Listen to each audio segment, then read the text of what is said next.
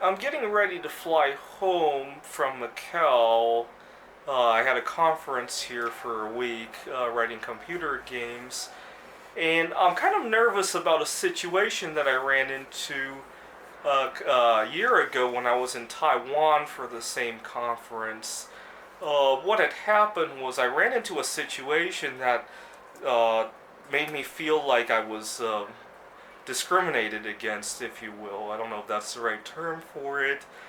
I had booked a flight from part of the flight was from Tokyo to Los Angeles, and I was very particular about the seat because for two reasons actually. First of all, I want to sit in the window seat because I have food sensitivities and I don't want other people's food to be passed over me. Uh, just to be on the safe side. And then second, I wanted to book a window seat on the right hand side of the plane because if you're flying from Tokyo to LA, that would be the direction in which the sun and the moon would rise and set, and I like to view those things. And I got to the airport on time as usual, and I realized that they had changed my seat. And when I went to find out why, I was told that there was this couple who was flying together and they wanted to sit together, and I was pretty disappointed because they had put me in an aisle seat on the opposite side of the plane, if I remember correctly. I asked if they could look for another seat. I wasn't against the couple sitting together or anything. I just asked they had another seat and they wouldn't be bothered to handle that for me. And I got on the plane, and as we were boarding, I had to beg other people to switch seats with me. I ended up getting my seat, but the flight attendant was very impatient with me and basically raised her voice at me. I'm pretty immune to that, but it was still very disruptive to the rest of the people who were very nice to switch seats with me. And I've learned that when people scream irrationally, you just let it slide off your ears, so that they realize how pointless it is. But it was still very, you're packing your things in the overhead compartment. To hear somebody scream like that is still pretty disruptive. But whatever the case is, and then I got very upset. The reason being that, all these two people, where were they? I didn't even get to see the couple. All they have to do is be a couple, and the airline will make all these arrangements for them. And I need to avoid food, and I want to view the night sky, and I have to handle it all by myself. It doesn't feel very equal, if you will. And had the flight attendant or the gate agent told me that, would you be willing to switch seats because these people have a medical problem and need those seats, whatever the reason? Or maybe these people have a fear of flying and they'd rather sit in the window so they can feel more in control. I don't know if that makes sense. It's been a while since I've dealt with fear of flying. Or maybe this person also likes to view the night sky. Would you be willing? That would have been a lot more acceptable to me.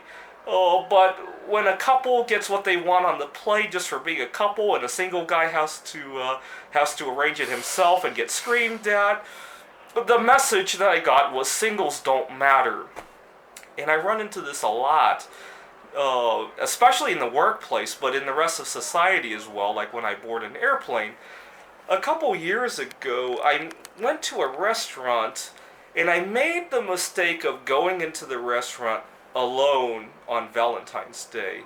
What had happened was I was traveling back home on the highway to my family in Pittsburgh, Pennsylvania. I live in Seattle, Washington, and it was a buffet restaurant, and I had sat down, and within 5-10 minutes, the server gives me the bill. And it's like he wants to shove me out of the restaurant. And I ignore him. I continue to eat, and I tried to start some small talk with the waiter. I don't know why he's having such a rough day, so I try to cheer him up a little bit, tell him about my drive, tell him about viewing the Rocky Mountains, which I really love. He didn't want any of that. And he was like, excuse me, could you pay your bill now? And that was a little bit annoying because other tables, they've been sitting there, he's not doing that to other tables. And I really got the impression that he thought I was going to dine and dash. He was really anxious about me paying the bill.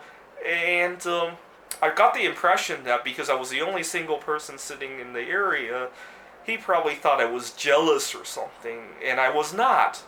At the time I was really into writing my computer games. I didn't want to get into the dating scene. I was obviously enjoying the Rocky Mountains, and he thought that I was jealous for some reason and wanted to take. I don't know. I'm just guessing here, but I paid, and I didn't tip him. He probably thought I wasn't going to tip him, so that's why he was, or not tip him very well. Tipping is often a self-fulfilling prophecy. I used to have a coworker who was British, and a lot of servers just assumed that he was a tourist and he wouldn't tip, so they would serve him pretty badly, and then he would not tip. And it's kind of fascinating how that can go.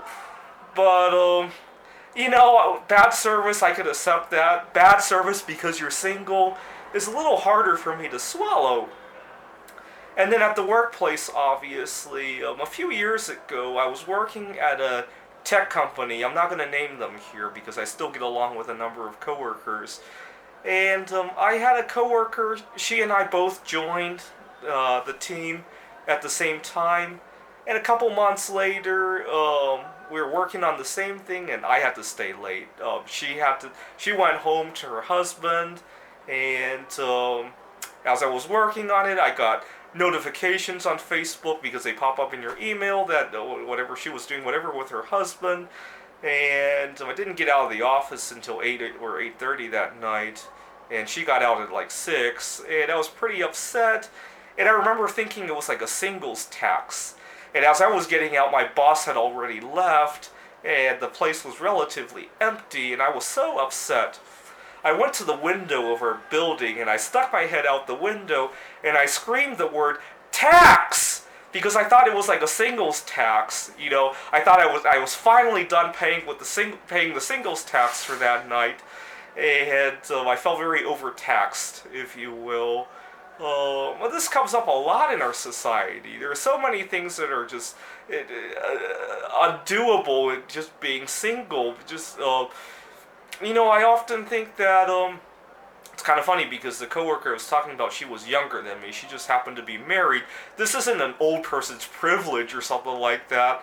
But a couple days ago here in Macau, I was looking at a theme park and a roller coaster I wanted to ride. But unfortunately, you need 2 people to board that roller coaster. I don't know how the seats. I didn't go there, so I don't know how the seats are arranged. It's kind of funny because can you imagine if the theme park said that not only did you have to have 2 people, but they had to be opposite sex in order to board? Or, we don't allow people in certain religions to board? Maybe you have to take a test before you go there. Can you imagine if the theme park did that? Or when you get on the airplane, can you imagine if gays weren't allowed to sit together?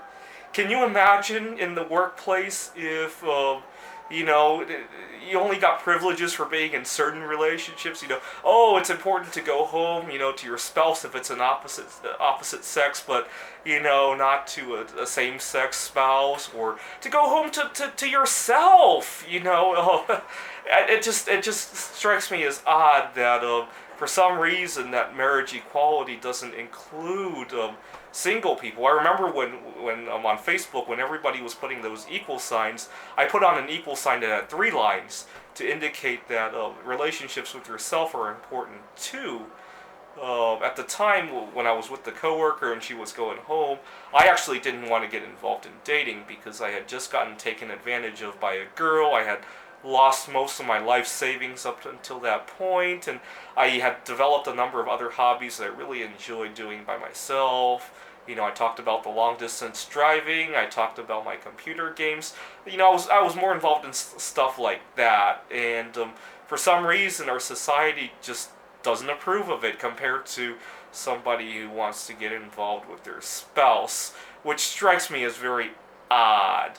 But what about you guys? Have you ever felt you paid a singles tax? And more importantly, how did you feel about paying it? Thanks for watching.